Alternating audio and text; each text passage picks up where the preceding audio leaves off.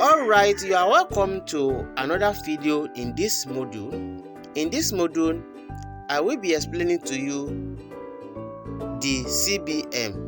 So, how to calculate CBM and what is the size of CBM. So, we are starting by explaining to you what is the size of CBM. So, a CBM is 1 meter long, 1 meter breadth, and the width should be 1 meter. That is, you can take your ruler. You can find a ruler there and put it on ground and a wall to calculate what I mean by 1 meter. So 1 meter is 1,000 centimeters. So if you find a ruler there, then you can now see a ruler. I think one ruler is 30 centimeters. So you calculate 1,000 centimeter long, 1,000 centimeter breadth, and 1,000 centimeter by the width. So that is 1 CBM. So 1 CBM is a very huge and voluminous goods. So, but actually, the question now is, if your goods is not up to 1 CBM, how will you do it? So what they do is, if your good is not up to 1 CBM, you too can take a ruler to calculate it by yourself. So they will just calculate. If your goods is just let's say 50 centimeter long, 30 centimeter breadth, then by the width is just 20 centimeters. So they will now calculate it by that. So I will explain to you how to do that in this video. So it is not necessary that your goods should be 1 CBM before they can send your goods to Nigeria. No, if your goods is just half of CBM or quarter of CBM or any amount lesser than CBM, then they will take the measurement and tell you how much is your CBM. So your CBM, after sending your goods, packing your goods, everything can be just like, instead of 1 CBM, it can be just 0.1 CBM, it can be 0.6 CBM, it can be 0.5 CBM, it can be 0.00001 CBM. So they will now calculate it based on that CBM. So let's assume 1 CBM is 100,000 naira. Just an assumption, it's more than that anyway.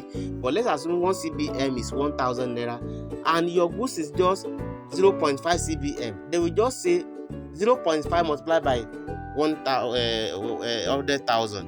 So 0.5 multiplied by 100,000, that is just 50,000 naira. So if your goods is just 0.2 CBM, you just say 3.2 CBM multiplied by 100,000. That is around maybe 20,000 naira or so. So that is how they calculate CBM. So it is not necessary that your goods should be 1 meter long, 1 meter length, and 1 meter by the width. No.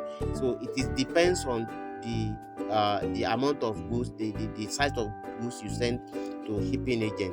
So it is not necessary that it should be 1 CBM. So in this video also, I will be explaining to you how to calculate CBM, because it is very good, it is very effective, it is very it's very important to contact your seller on 1688, or you read the specification of the goods you are buying. It's very good to share the specification of the goods you are buying. There you will find what I'm about to explain to you in this video. You find it in specification, then you use it to calculate your CBM even before you place order. That will give you a clue on how much you are going to pay for shipping fee before you even place your order. That is how I do my own, and that's why experts doing their own calculation. So it is very good to calculate your goods, to calculate the CBM before you even place your order. So you will find the specification there on the website, or even you can even ask your seller. I will explain to you everything in this video, how to do that. Then you know how much you are going to pay for shipping fee before you even place your order. So that is what we are going to learn in this video. So let's move to another section of this video, so that your goods will be calculated. Once your shipping agent receive your goods, then they measure the length, breadth and the width, then it will be calculated based on what they receive. So it is not necessary that it should be 1 CBM. So as you can see here, so this box nan is an example of how they calculate CBM, how they measure your goods. As you can see, it is 28 centimeter. So this one is not up to 1 CBM. So your goods may not be up to this CBM. So it is 28 centimeter long. Then the breadth is 37 centimeter, while the width is 42 centimeter. That is, the wideness is 42 centimeter. So what they do next is that they will now calculate it this way: 42 multiplied by 28 multiplied by 37 centimeter. That is 43,512 divided by 1 million. So whatever it gives you, that is that is the CBM of your good. Can you see now? This one is 0.04 CBM. So it's not up to 1 CBM.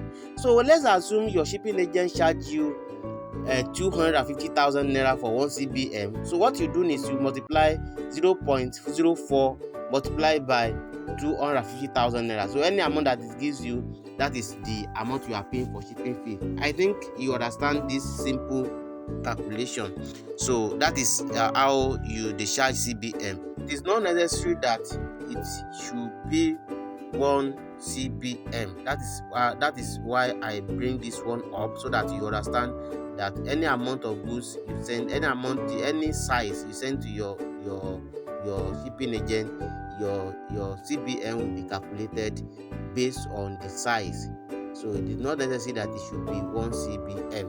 So and if your goods, let's see how the difference between sea and air shipping.